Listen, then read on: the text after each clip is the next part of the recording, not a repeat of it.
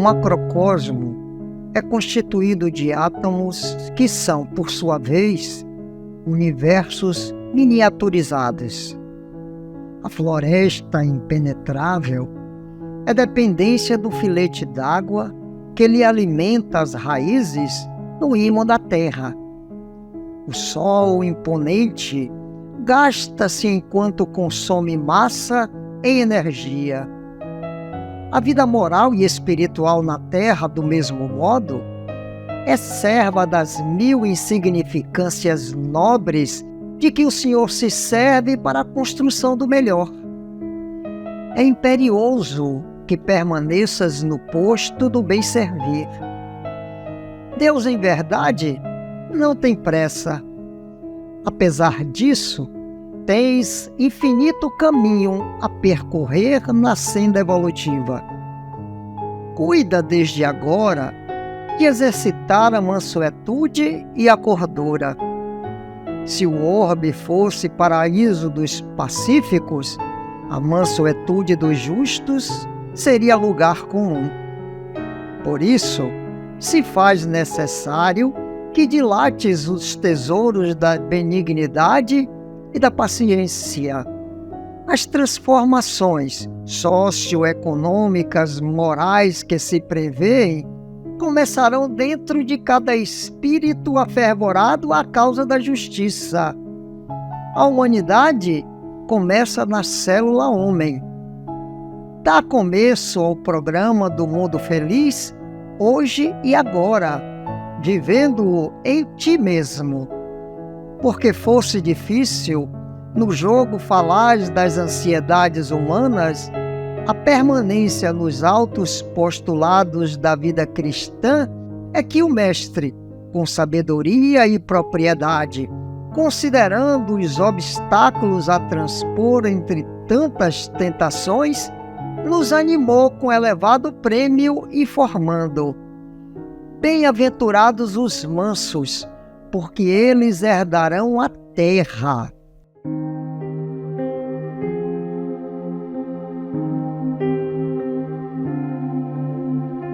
Perguntai à flor virente, de pétalas multicores, que com mágicos olores perfumam o vosso ambiente.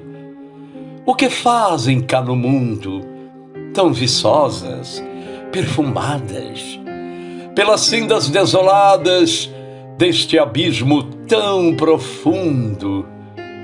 Como sorrisos dos céus, essas flores perfumosas responderiam formosas: nós marchamos para Deus. A ave que poetiza, com seus cânticos maviosos, vossos campos dadivosos em beleza que harmoniza, se perguntasseis também, ela vos retrucaria: caminhamos na alegria para a luz e para o bem. Tudo, pois, em ascensão, marcha ao progresso incessante, a alvorada rutilante da sublime perfeição.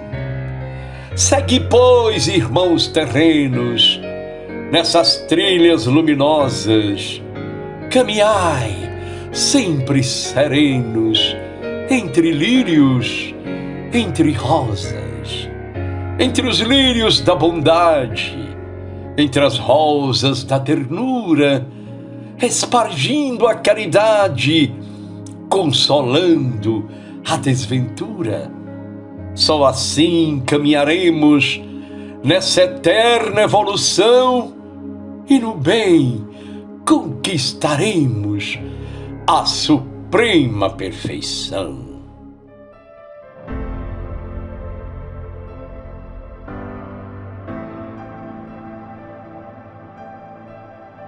Um velho oleiro muito dedicado ao trabalho, certa feita adoeceu gravemente e entrou a passar enormes dificuldades. Os parentes aos quais ele mais servira moravam em regiões distantes e pareciam haver perdido a memória. Sem ninguém que o auxiliasse, passou a viver da caridade pública, Mas quando esmolava, caiu na via pública e quebrou uma das pernas, sendo obrigado a recolher-se à cama por longo tempo. Chorando, amargurado, fez uma prece e rogou a Deus alguma consolação para os seus males. Então dormiu e sonhou que um anjo lhe apareceu, trazendo a resposta pedida. O mensageiro do céu conduziu-o até o antigo forno em que trabalhava e, mostrando-lhe alguns formosos vasos de sua produção, perguntou: "Como é que você conseguiu realizar trabalhos assim tão perfeitos?" O oleiro, orgulhoso de sua obra, informou: "Usando o fogo com muito cuidado e com muito carinho no serviço da perfeição. Alguns vasos voltaram ao calor intenso 2 ou 3 vezes." "E sem fogo, você realizaria sua tarefa?" indagou ainda o emissário. "Nunca", respondeu o velho, certo do que afirmava. Assim também, esclareceu o anjo bondoso, o sofrimento e a luta são as chamas invisíveis que nosso Pai Celestial criou para embelezamento de nossas almas, que um dia serão vasos sublimes e perfeitos para o serviço do céu. Nesse instante, o doente acordou, compreendeu a vontade divina e rendeu graças a Deus.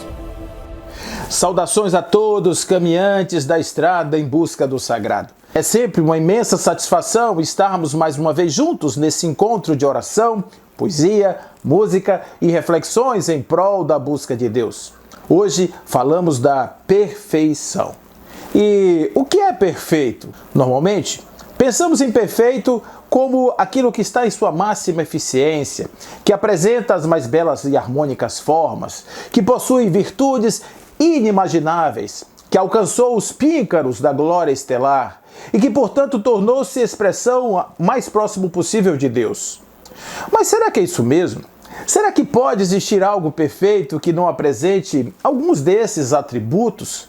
Será possível pensar em algo perfeito que, ao nosso ver, pareça ainda imperfeito? Estranho, né? Então, eu explico. Perfeito é, conforme está na etimologia da palavra, a composição do prefixo per, que quer dizer totalmente, integralmente, absolutamente, e feito, o que é realizado, que foi finalizado, que atingiu seu mais alto fim. Sendo assim, imagine o projeto de uma casa.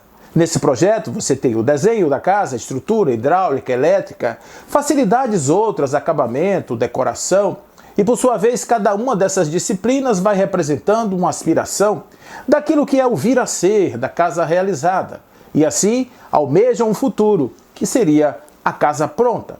A cada etapa concluída, um passo a mais, rumo à consecução daquilo que foi projetado. Ao final, quando tudo realizado está em exata medida daquilo que deveria ser, pode-se afirmar que ali há uma casa perfeita. Daí deriva a palavra perfazer, como sinônimo de realizar. Vê-se, portanto, que o perfeito é o que atingiu o seu mais alto grau de feição, que não pode ser melhorado, posto que já atendeu a todas as características que poderia ter e assim nada mais pode ser modificado. Contudo, dessa explicação vai derivar a noção de relativo e absoluto em termos de progresso. E para tanto, faz-se necessário falarmos um pouco sobre os conceitos de Aristóteles de potência e ato.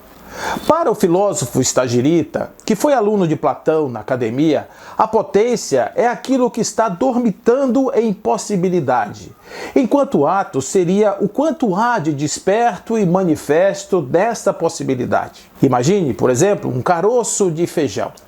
Quando é caroço apenas, ele possui um ato de caroço e uma potência de feijoeiro.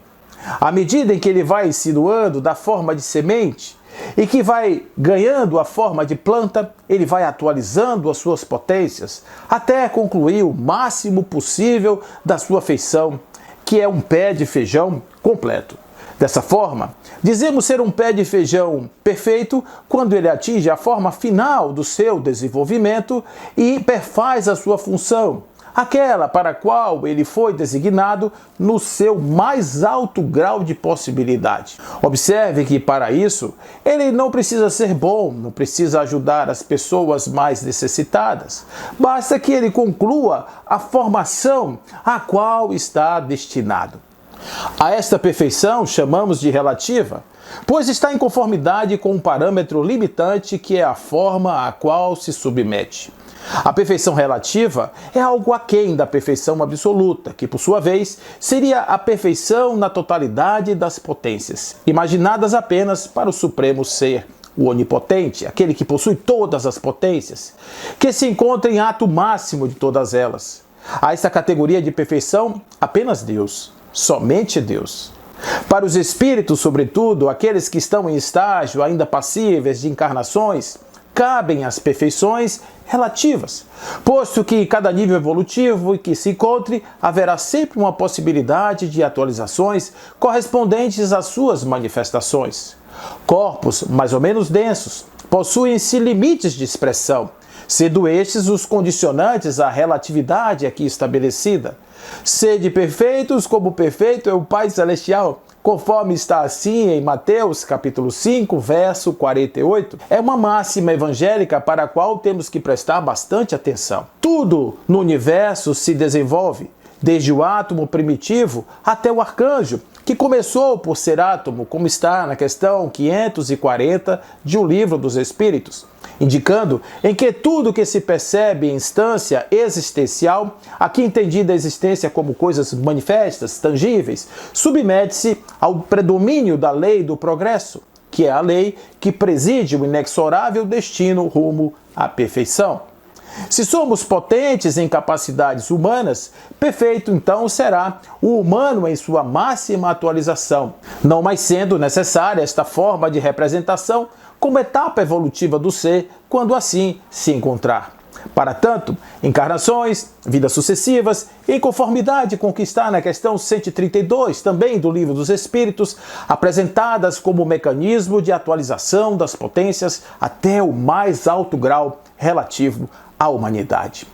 Pode parecer um tanto quanto abstrata se pensarmos neste ciclo do ponto de vista apenas teórico, mas na prática, esse corpo que nós temos já abrigou o espírito mais perfeito que já pisou neste planeta, e há 2000 anos tentamos absorver suas palavras e atos ainda muito distantes do nosso modo de ser e de estar no mundo. Dá para se ter uma ideia do espaço evolutivo que nos separa do futuro que nos aguarda a todos, réis humanos? Por esse motivo, pensemos em nós como forças vivas do divino, potencializadas em capacidades alvissareiras de amor, de esperança, de paz, harmonia e felicidade, adormecidas como sementes em tenridade, aguardando o calor do sol, o apertar da terra, o refrescar da água da vida, para brotar, crescer e atingir os mais altos graus das nossas possibilidades. A lei da evolução abrindo espaços para que cada vez mais sejamos mais esperançosos de um novo amanhã. Portanto, tornar-se perfeito é passarmos pelas zonas pantanosas dos vícios, para nos abrigar nos lagos doces das virtudes, romper os ciclos das paixões dissolventes, vencendo os limites impostos pelo egoísmo e pelo apego desmedido, impondo a força da vida moral sobre a vida material, abrigados na inteligência que o Espiritismo vai nos apresentando como sendo esse o nosso futuro real, e não desnaturado ou esquecido pelas ficções alegóricas. Tornar-se um ser do bem, respeitando os outros em todos os direitos que lhes concedem, as leis da natureza, e sermos capazes de olhar para dentro, acordarmos no conhecimento de nós mesmos, a fim de identificarmos o que nos atrasa o passo e o que nos remete ao inexorável futuro, que é a perfeição. O dia virá que descobriremos se ao final da jornada seremos parte ou todo absorvido, mas sem dúvida filhos pródigos, cientes e felizes pela missão cumprida, agora em um com o Pai amoroso, que a todos, igualmente, criou. E eu não quero nunca mais me distanciar da tua perfeição. A minha imperfeição me tirou do caminho, me deixou tão sozinho. Fiquei longe de ti, a minha imperfeição me tirou do caminho, me deixou tão sozinho. Fiquei longe de ti. Mas por minha imperfeição vieste em perfeição, ao caminho voltei. Sim, foi tua perfeição que me atraiu a ti, então me apaixonei.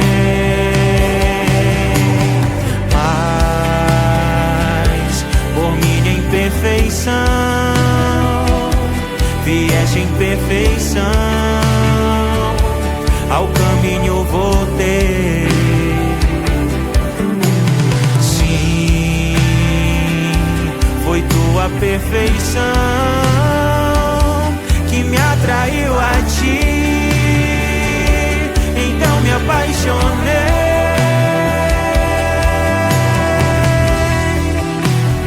És tão lindo, meu amor, não quero mais ficar longe de ti, te adorar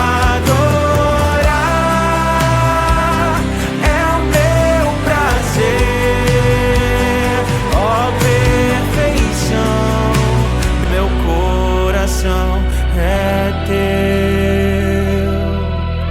Perfeito és, tão lindo és, maravilhoso Rei, meu Deus, perfeito és.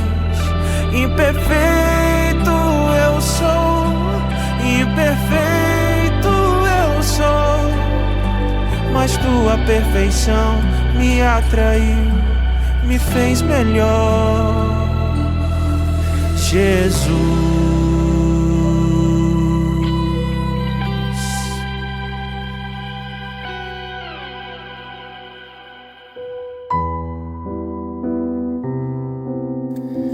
Sede perfeitos, qual nosso Pai Celestial. Essa afirmativa de Jesus é evidentemente correta diante da vida, nos impele a reconhecer que o Divino Mestre nos endereça o convite à perfeição, mas não estabelece data certa para o evento sublime. Necessitamos, no entanto, observar que nós outros, inteligências em evolução, estamos na Terra na condição de espíritos encarnados ou ainda vinculados ao planeta, na posição de espíritos desencarnados, caminhando entre o nascer e o renascer, a fim de alcançarmos o celeste objetivo. Matriculados no orbe terrestre, através dos séculos, nele dispomos da escola precisa ao nosso burilamento. Para isso, a Divina Providência, mobilizando vários canais de manifestação, nos oferece o material de que carecemos para edificarmos a construção de nós mesmos no encalço das finalidades supremas. É assim que o fracasso nos sugere recapitulação e recomeço. O sofrimento nos incita ao exercício da paciência. A enfermidade do corpo nos induz à disciplina. O tumulto nos compele à serenidade. A injúria e outras modalidades da ofensa nos inclinam à tolerância e ao perdão. A ignorância nos pede o apoio do esclarecimento. As expressões de ódio com escalas pela cólera e pelo ressentimento nos conduzem ao amor que o próprio Cristo nos legou. A inveja é um desafio à nossa capacidade de autossuperação. A violência nos revela o imperativo da compaixão, com as providências justas para que se lhe extingam as demonstrações de crueldade. A indiferença nos acena ao entusiasmo com que nos cabe encontrar o nosso próprio lugar no campo das boas obras. A inércia nos chama às vantagens do trabalho e a própria malícia leciona discernimento, obrigando-nos a aprender seleção e reflexão. Nem sempre aceitamos com facilidade as lições que nos são enviadas pela sabedoria da vida. Tantas vezes, porém, recusaremos os ensinamentos da escola em que nos encontramos, quantas voltaremos a faceá-los, agora ou no futuro, amanhã ou depois de amanhã. E enquanto se nos perdure a repetência, reconhecer-nos-emos na posição de aprendizes, reclamando paz. Sem dúvida, usufruiremos a paz pela qual suspiramos, mas, em princípio, necessitamos observar que a paz alcançará primeiramente aqueles que souberem doá-la em benefício dos outros, sabendo passar sem ela.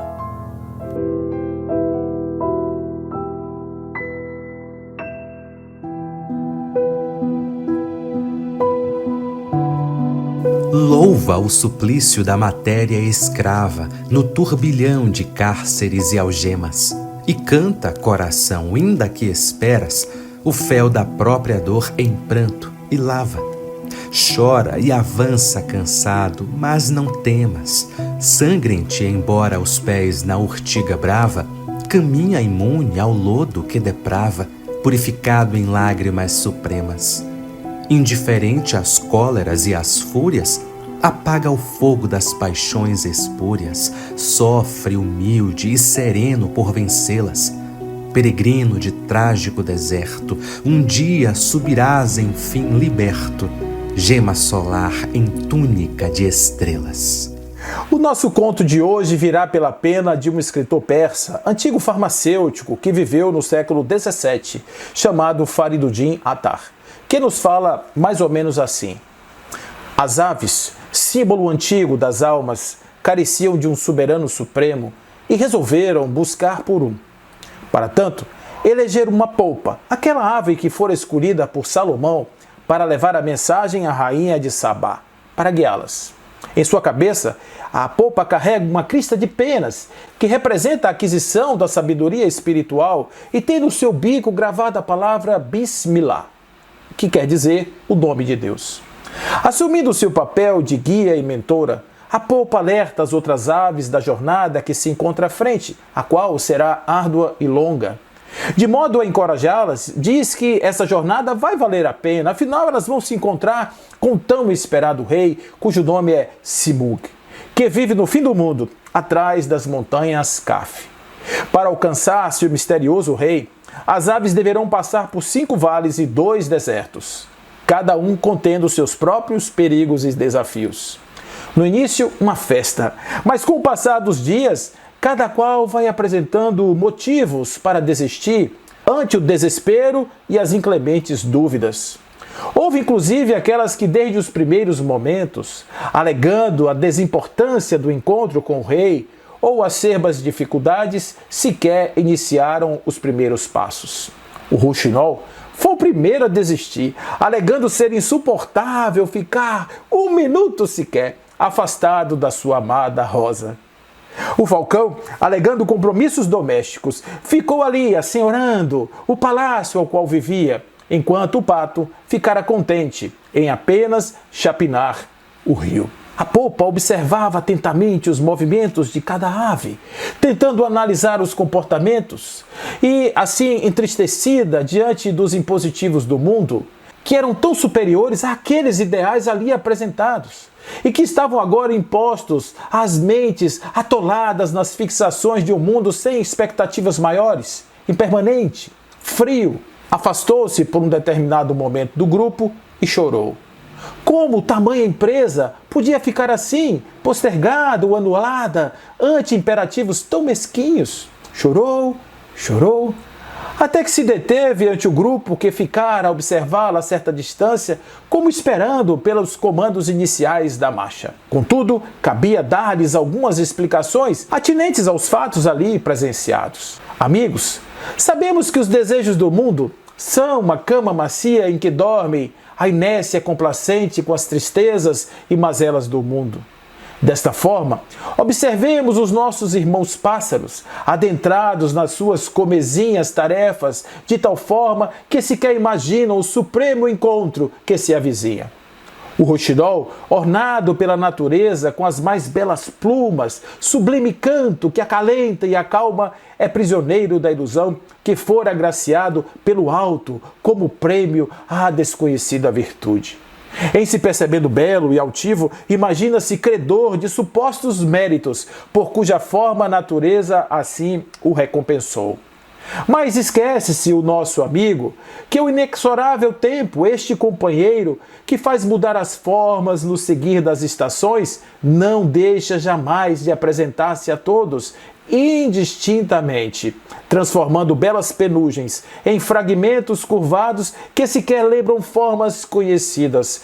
As cores, esmaecidas pelo carcomer dos dias, vai dando lugar a um pardo cinzento sem nenhum frescor, e o gorjeio alegre se transforma em sussurros até virar silêncio no inexorável ocaso da própria vida.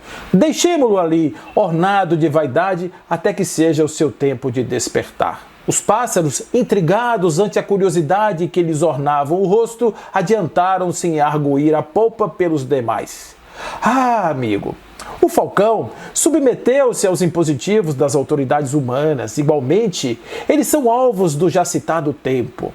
Acostumou-se a viver de braço em braço, recebendo ali migalhas pelas suas demonstrações de submissão, de força, enchendo homens ociosos de vaidade destruidora. Não sabe ele que os poderes do mundo são tão voláteis como o vento.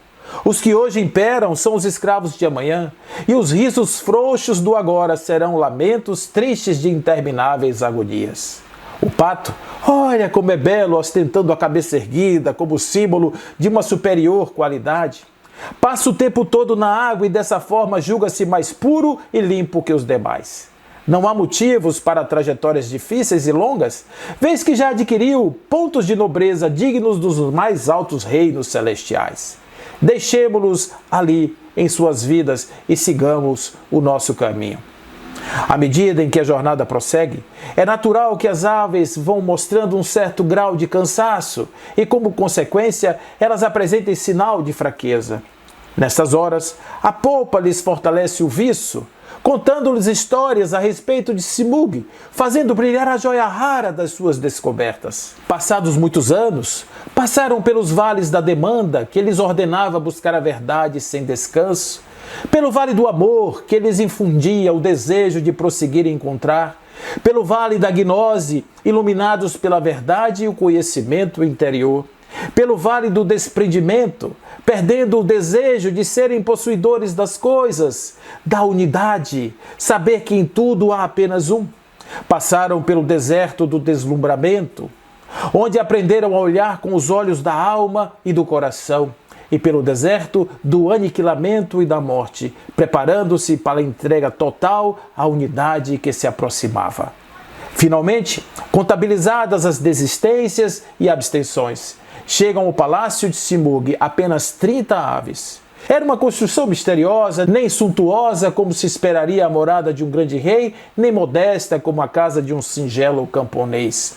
No frontispício, uma frase: lá de Simug. A polpa adiantou-se no grupo que já apresentava sinais de extremo cansaço e com renovada alegria anunciou: sejam bem-vindos ao destino glorioso a nós confiado. Abriu as asas de polpa, ornada de listras pretas e brancas, e com ar inspirado falou. 30 aves chegaram às portas da casa do rei, cujo nome Simug tem como significado 30 aves. Sois as escolhidas, entrem e contemplem a face do desejado rei. Quando elas entraram ao singelo palácio, deram-se num hall em cujas paredes estavam ali quadros vazios, representando as diversas faces de Simug, pelas quais todos os seres da criação julgavam percebê-lo. Porém, embora tudo parecesse a princípio tão diferente, naquele espaço tudo agora ia se tornando absolutamente igual. Ali encontravam uma fonte perene na vida, em cujas águas escoa a incomensurável beleza divina. Entreolharam-se, como buscando a si mesmos, e em si perceberam os demais, e de repente, em cada um, a face de Simurgh lhes era apresentada, refletindo na parede agora uma única imagem, e a polpa encantada assim terminava a história. Ali, na face radiante de Simurgh, elas viram a si mesmas, o Simurgh do mundo, com espanto. Fitaram e, por fim, ousaram compreender. Elas eram Simurgh e o fim da jornada.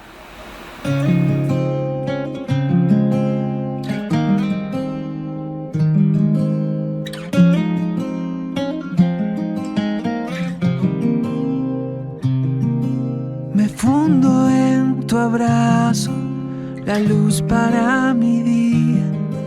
Me sobran las palabras para esta melodía. Me siento tan contento en cada amanecer. La vida es como un cuento, amarte es renacer. Y va como la lluvia a través del viento. Y como aquí no hay tiempo, mi amor por ti es eterno. Y va como la vida, bailando en su misterio. Y como aquí no hay guerras, la paz aquí es eterna.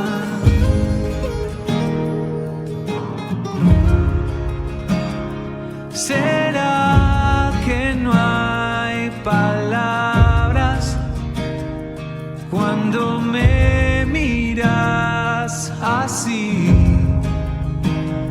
¿Será que habla el alma porque te llevo dentro de mí?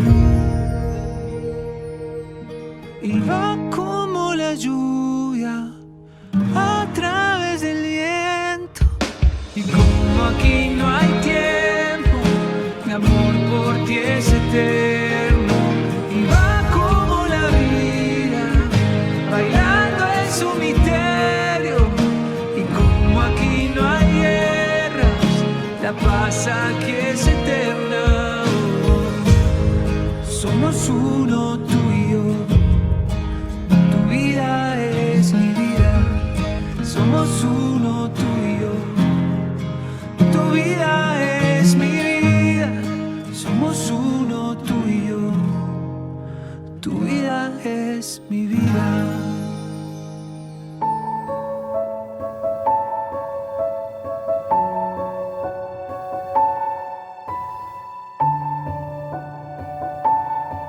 Preste atenção na recomendação do Mestre Jesus. Sede perfeitos, como vosso Pai Celestial é perfeito. Resume-se aí o desiderato da vida, a perfeição do homem adequada à perfeição divina. Esse é o objetivo de toda a lei. Nenhum outro tão verdadeiro quanto este, conduzir o homem à suprema realidade através da transformação. Não se trata de comunicar informações sobre Deus, nem estabelecer definições, conceitos, categorias em torno do divino. A lição é unicamente esta: tornar divino o homem. Trata-se, pois, de auferir o verdadeiro conhecimento. Não há conhecimento real sem a integração do indivíduo no objeto que conhece e se dele não participa. Não basta conformar-se com alguns sinais, luzes e consolações que ocorrem nos passos iniciais da jornada. São toques divinos que a criatura vai percebendo no caminho, flores que anunciam os frutos da árvore. Mas, ao admirá-los, não os tome, eis que deste modo se desfaria o encanto. Se arrancarem as flores, como podem surgir os frutos? Você há de reconhecer que muitos se contentam com as flores, luzes, consolações, pequenos êxtases, estados beatíficos, diminutas marcas na estrada, e buscam permanecer nesse estado afivelando as dádivas a si no velho desejo humano de apropriar-se de tudo quanto veem. Existem também aqueles que, ao contrário, vão arrancando as flores e pondo-as de lado, desejando sempre novidades espirituais. São os consumistas do espírito. Como pode perceber, a natureza psicológica do ser condiciona a própria vida espiritual. Enquanto perdurar a dualidade do eu e do tu, do amante e do amado, você tem que preparar o caso para receber o licor.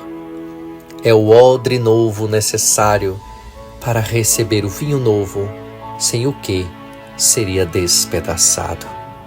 Notícias, avisos e consolações falam-nos de Deus, anunciando com a primavera das bênçãos o outono do encontro. Não estacione, Deus o aguarda. A mensagem que você recebe não é a mensagem definitiva a que aspira. Continue a trabalhar o próprio ser. Sua viagem interior apenas começou. Renove tudo: a maneira de pensar, seu modo de sentir. Estabeleça a paz, difunda o amor. Acerque-se da natureza divina, agindo com o divino. Jesus não comunicou qualquer balela ou utopia.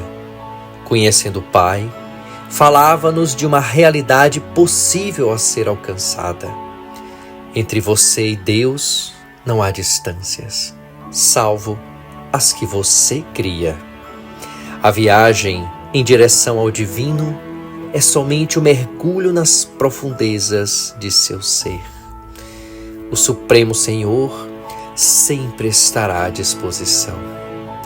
Quem lhe diz o contrário é sua mente, que cria a fantasia da distância, o fantasma da separação. O problema do pecado é forjado pela ignorância. Quando se faz luz, a escuridão desaparece.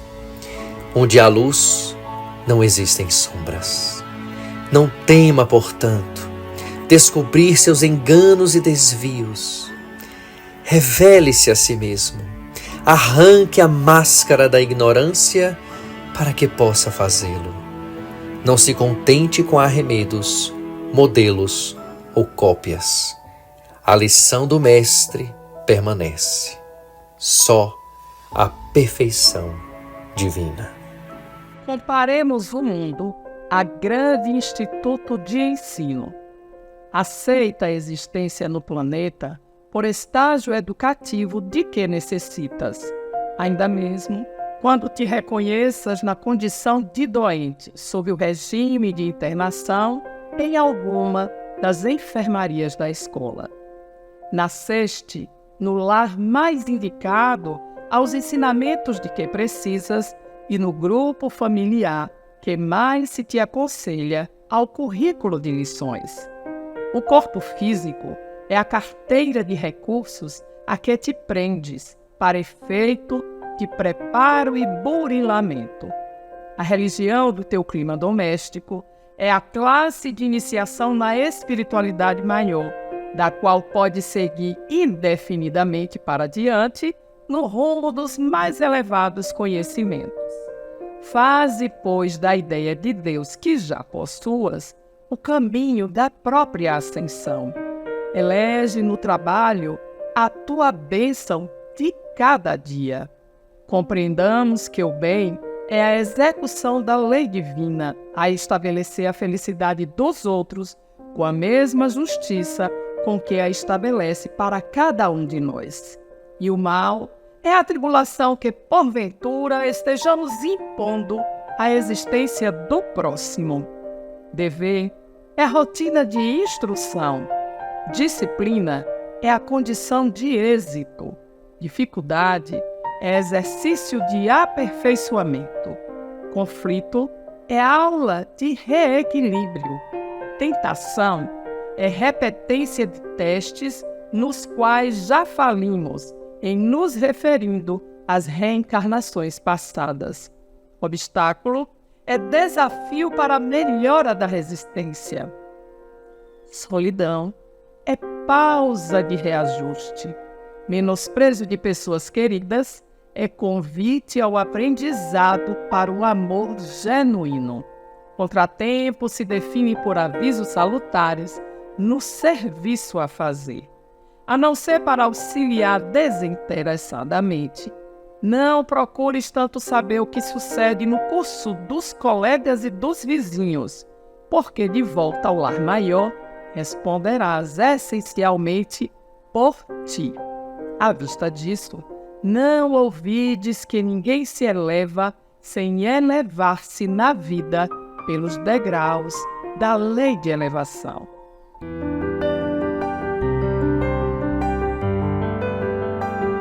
Sede perfeitos como nosso Pai Celestial. Esta foi a advertência do Senhor ao nosso coração de aprendizes. Todavia, à maneira do verme contemplando a estrela longínqua, sabemos quão imensa é a distância que nos separa da meta. Impedimentos, compromissos e inibições fluem do nosso ontem, asfixiando-nos a cada momento de hoje o anseio de movimentação para a luz. Entretanto, se ainda nos situamos tão longe do justo aprimoramento que nos integrará na magnificência divina, é imperioso começar a grande romagem oferecendo ao avanço as melhores forças. Ninguém exige sejas de imediato o paradigma do amor que o Mestre nos legou, mas pode ser, desde agora, o culto da compreensão e da gentileza dentro da própria casa.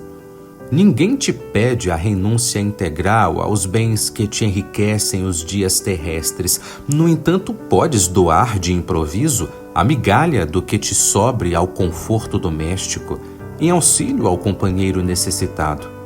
Ninguém espera desempenhes ainda hoje o papel de herói na praça pública, mas podes calar, sem detença, a palavra escura ou amargosa capaz de emergir de teu coração para os lábios.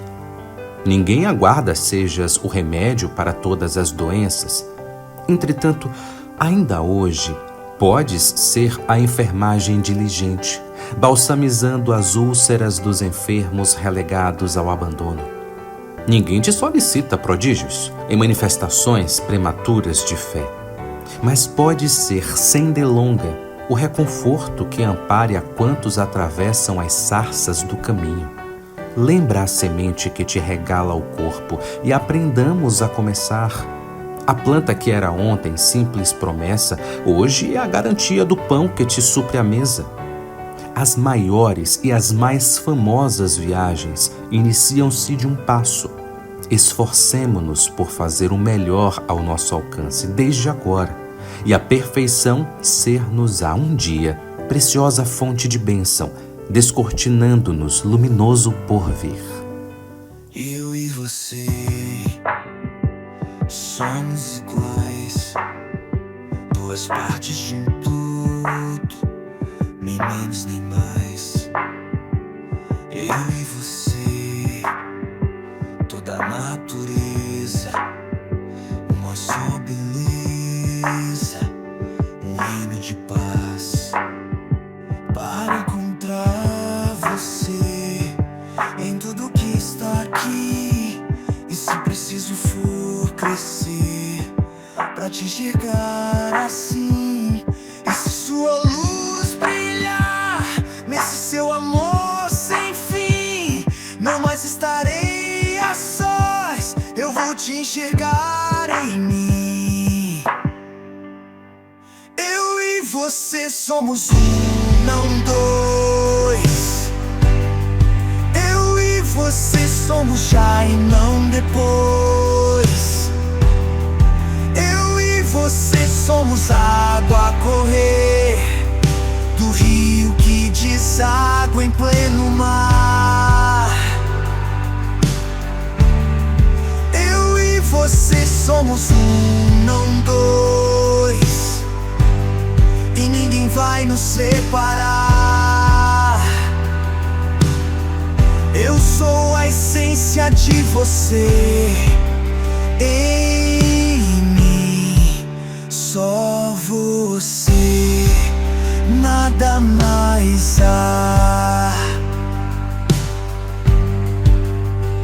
Para encontrar você em tudo que está aqui, e se preciso for crescer pra te enxergar assim, e se sua luz brilhar nesse seu amor sem fim, não mais estarei a sós, eu vou te enxergar em mim. Eu e você somos um, não dois. Eu e você somos já e não depois. Eu e você somos água a correr do rio que deságua em pleno mar. Eu e você somos um, não dois, e ninguém vai nos separar. Eu sou a essência de você em mim, só você, nada mais há. Eu e você somos um, não dois. Eu e você somos já e não depois. Eu e você somos água a correr do rio que deságua em pleno mar. Eu e você somos um, não dois, e ninguém vai nos separar. Eu sou a essência de você em mim, só você, nada mais há.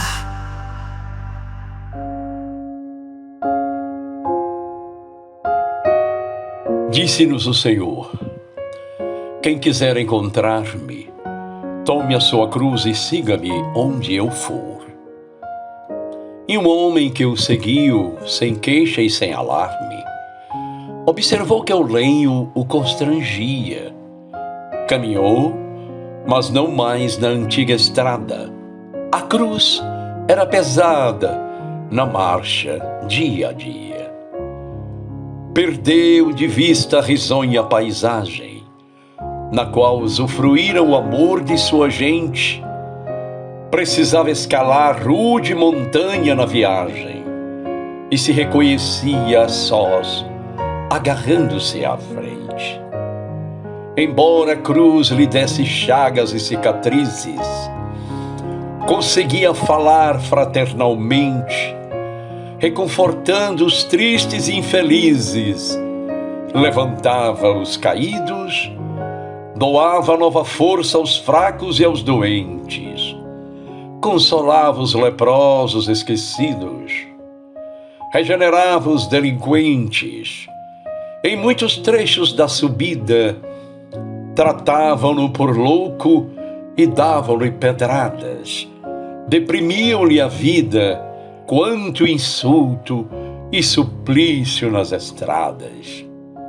No entanto, ele subia, trazia o Cristo em luz na própria mente.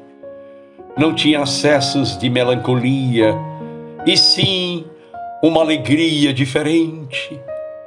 Mas chorava por vezes de cansaço, a sentir sob os pés o vigor dos espinhos. Refazia-se vendo o azul do imenso espaço e ouvindo a voz do céu na voz dos passarinhos. Alcançando, porém, o cimo da montanha, notava-se-lhe os pés rasgados e sangrentos e o corpo lacerado de atrozes sofrimentos. Mesmo assim, agradeceu ao Cristo amado a viagem temível para atingir o topo de alto nível. Chegando ali, porém, vê com assombro e atenção que a terra já não tem com ele ou sobre ele o poder de atração. Sentia-se envolvido em súbita leveza, respirando feliz a paz da natureza.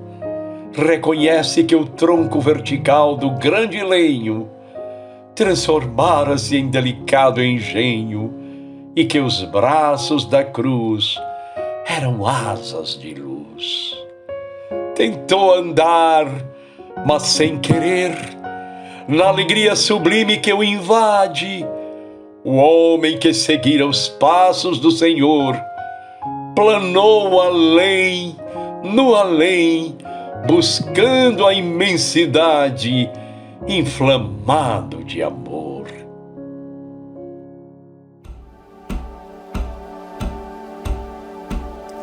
Se aspiras a servir, alma querida, não deixes de aprender ante as lições da vida. Lenha para expulsar o frio que há lá fora, converte-se na chama que a devora. Ouro, para vencer em prestígio e valor, sofre a depuração, sublimado em calor. Para chegar de longe e atender-nos de todo, muita fonte atravessa imensidões de lodo. Tronco para formar refúgio organizado, padece a intromissão da serra e do machado. Se procuras também a bênção de elevar-te, esquece-te amparando o mundo em qualquer parte. Quem procure por Deus, aceite por dever trabalhar e servir, suportar e esquecer.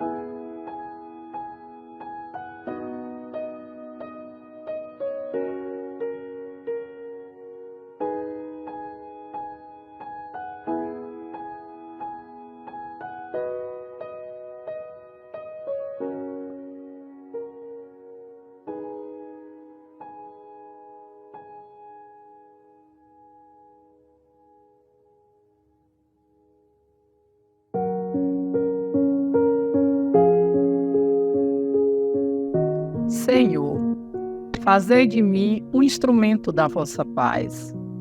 Onde houver ódio, que eu leve o amor.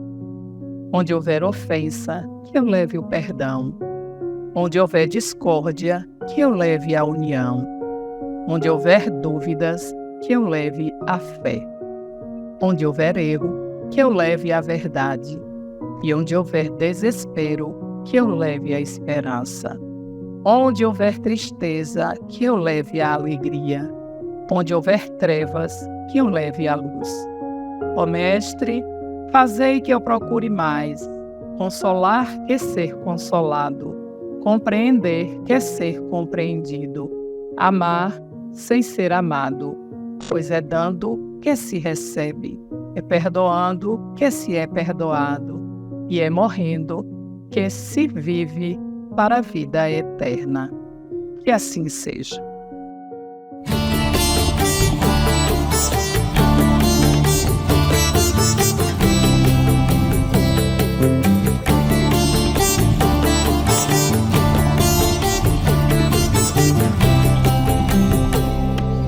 É divino ser, é divino eu superior.